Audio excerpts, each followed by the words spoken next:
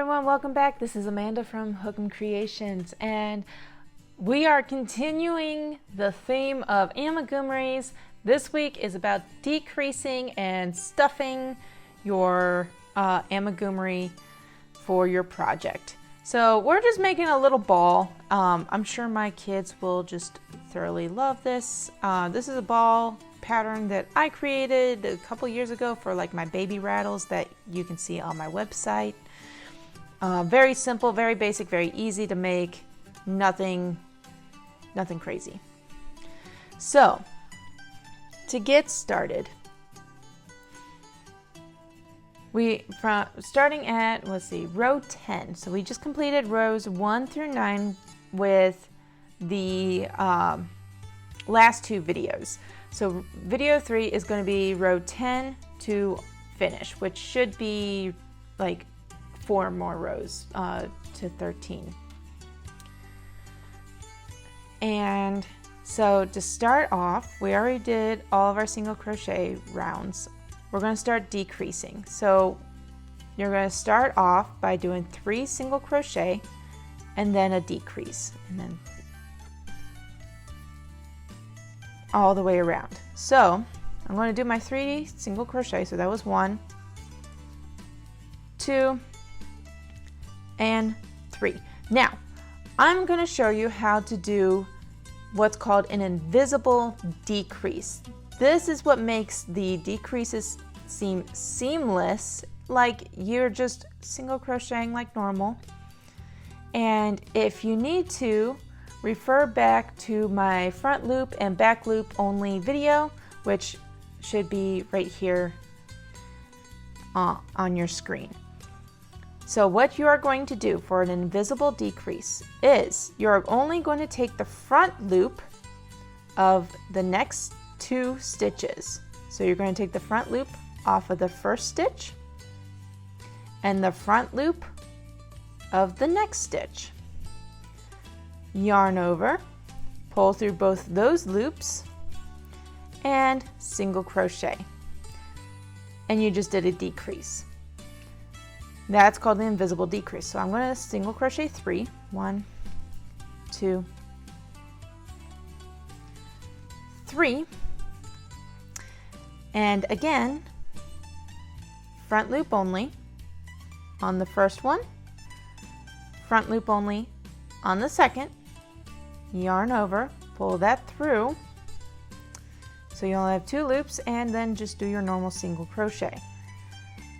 So the other option, which makes it a little more bulkier and works better when you're crocheting flat for the decrease. So the other way to do it is you pull one up. So in the next stitch, you pull one up. In the next stitch, you pull another up. So you have 3 rows. Single crochet and pull that through. And you have like this 3-strand decrease. And if I continue on,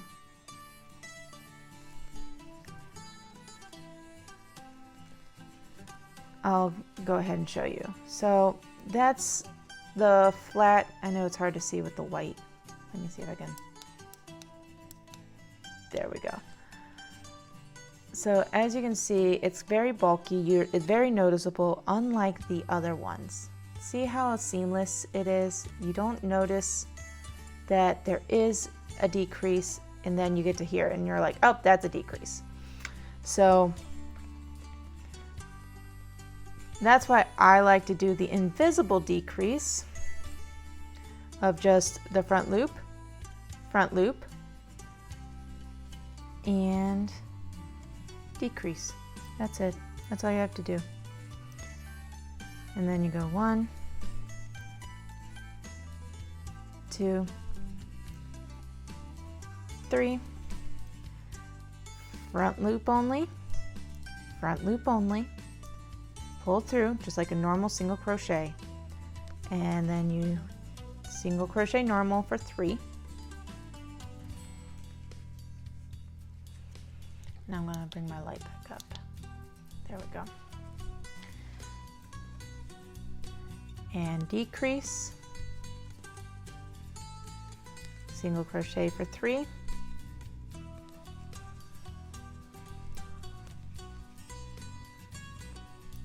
and single crochet, and then we have a decrease, just like that. And it's an invisible decrease. No, it's like, where are the decreases? Now, I will say an easy way for me to keep track of my decreases is if you look on the inside, there's that lip there where you did your decreases, and that helps me with counting to figure out, like, oh, where am I wrong if I'm ever messed up, because I'm in La La Land and I didn't count. Crocheting is all about counting. So from here, we're going on to row 11, which is 2 single crochet and then a decrease.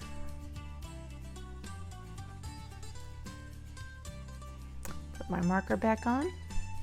So that was 1 and 2. Single crochet, or I'm sorry, decrease. So that was front loop only, single crochet for 2, then front loop only, and like that. Now, some people will think, oh, because you don't want to work in the stitch that you decreased in. So you want to go to the next whole single crochet, if that makes any sense. Like, some people kind of get that confused. So front loop only, single crochet, and into the next whole stitch.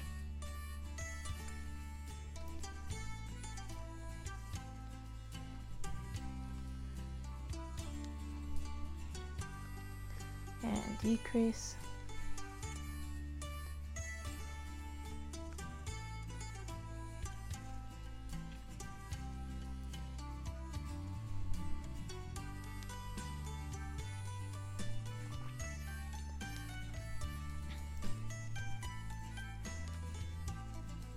And decrease. And I am going to stop here for a hot second. I'm going to pull my yarn out real quick. So far we are closing in and it's looking more and more like a ball. So from here, now that, like I said, this is normally a pattern for a rattle, I'm going to go ahead and put a rattle in because I have a toddler and this is a good, like, sensory little rattle box. It's so cute. You can get like a bunch of these on Amazon. So I have my little fluff here that I will be using. Now, what I like to do, I like to take some of it off, okay? I'm going to push my camera back up for a minute so you guys can see. So I like to take my stuffing, because it's all clumped up because they just push all the stuffing in the box or the bags and it gets all clumped up. So what I like to do is I like to pull the clumps apart so we can flatten it out a little bit and just kind of do that so it fluffs up a little bit. And also it doesn't look so lumpy when you put the fluff into the amigurumi. I learned that over the years of doing amigurumi. And then you start stuffing in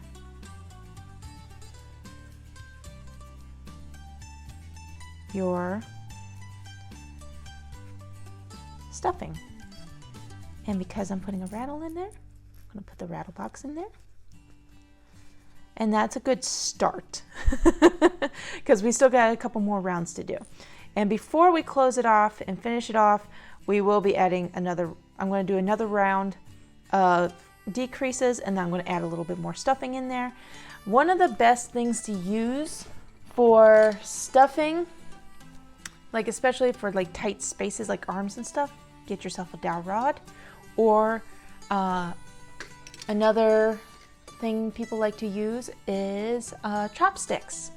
Chopsticks, I've used knitting needles, anything with a point to kind of push it down. I like the flat ends, so the knitting needles with the flat ends I have all sorts of different sizes, so sometimes I'll just take the head of the knitting needle and push it down. So that's also another thing that I like to use knitting needles for. Not intended for their use, but I still like to do it anyways. And I'm going to do another round of decreasing. Now this is very important because now that we have stuffing in there, you don't want to get the stuffing and pull it out through the sides. So when I am crocheting, I like to take my finger and push the stuffing down as I work around, because we don't want to pull stuffing out. And that was now we're just doing one single crochet and then a decrease.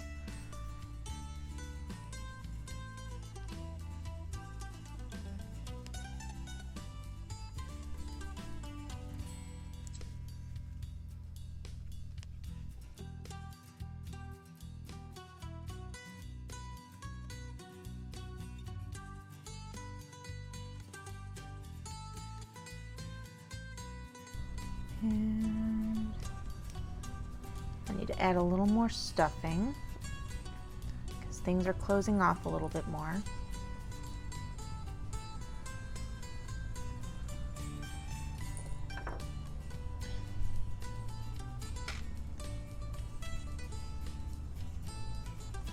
Again, just getting the clumps out, fluffing it up. So that way it's a little bit easier. I kind of fold it so that way all I have to do is just push it in. I usually like to make sure my stuff is nice and tight and firm before getting to the last rows, because now we're getting to just decreasing all the way around.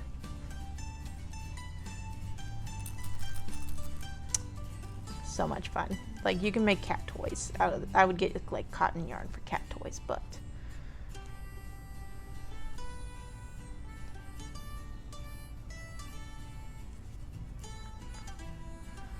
I made baby rattles for my kids and teething baby rattles. So I got the wooden rings, and then I just put the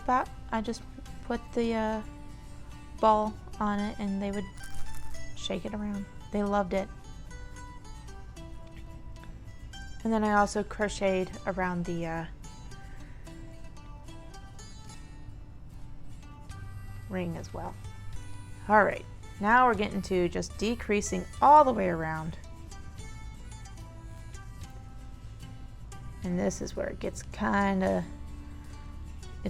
it gets tight at this point. And I need my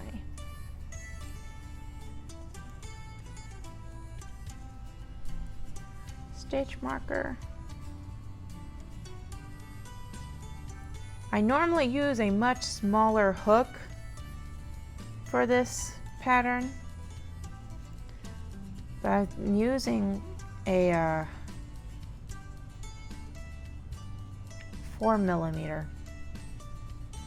instead of like the 3.5 that I normally use.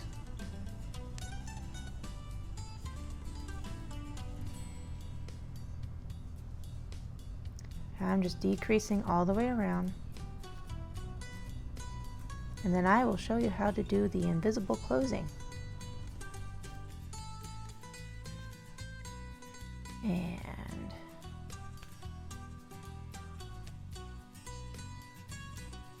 this is the last decrease. From here, take this stitch marker off. You're not going to need that anymore. And go ahead and cut off a good 6 to 8 inch tail. I like to make sure I have a tail. From here,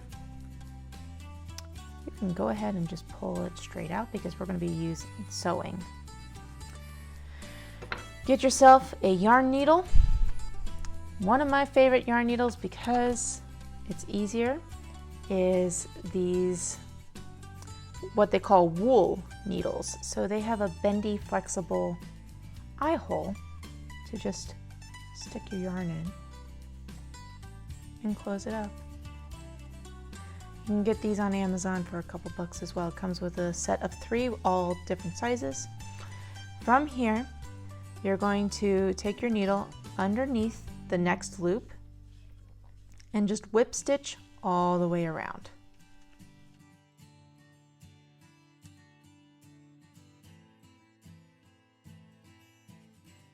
Now, I am always extra. I like to do extra work to make sure it's nice and secure, because the worst part is it just coming undone. And the last stitch.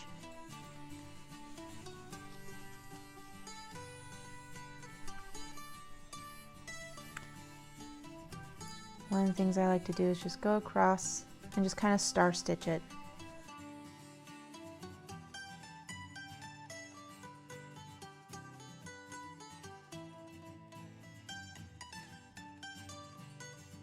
Do one more in, and then I just push it through, across. And then the next thing I do is, if you look at the stitches, you want to go with the grain of the grain.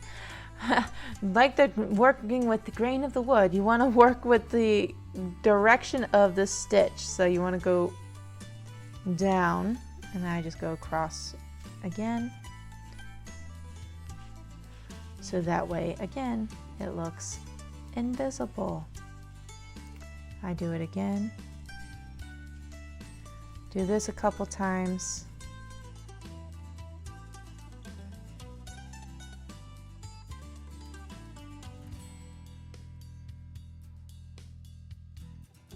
And there we go. That should be more than plenty. And then what I do is I snip it really close. Might pull just a tiny bit. And then there you go. You just made a little rattle ball with me. It is literally that simple and easy, y'all. And I am so glad you joined me this month on how to make amigurumis, and I hope these videos helped you in any way, shape, or form so you can get started on how to make amigurumis yourself. If you like this video, be sure to give it a like and drop a comment of what projects you are excited to work on, and or if you are making amigurumis, what are you making? What are your favorite things to make? Let me know in the comments below. And while you're at it, be sure to subscribe to my channel, get notified of when the next video comes out. And if you want to support this channel financially, buy me a coffee. The link is in the description below. And until next time, happy crafting. I'm going to be playing with this all day long now.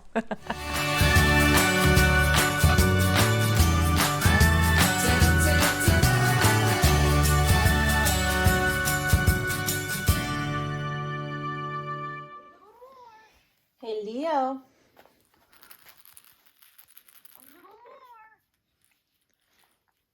That ball? Is that yours? Ah! What did you do? No, not having it? Okay. Hey, David. What? What's stuffing? A ball. A little ball. Oh, a little ball. It has a rattle in it. What do you think? Hey, it's a mini Pokemon ball. It is it kind of looks like a mini Pokemon ball. Is that one for Billy now? Yeah, it's Billy's favorite ball. Okay. It's Billy's favorite ball to play with. Okay.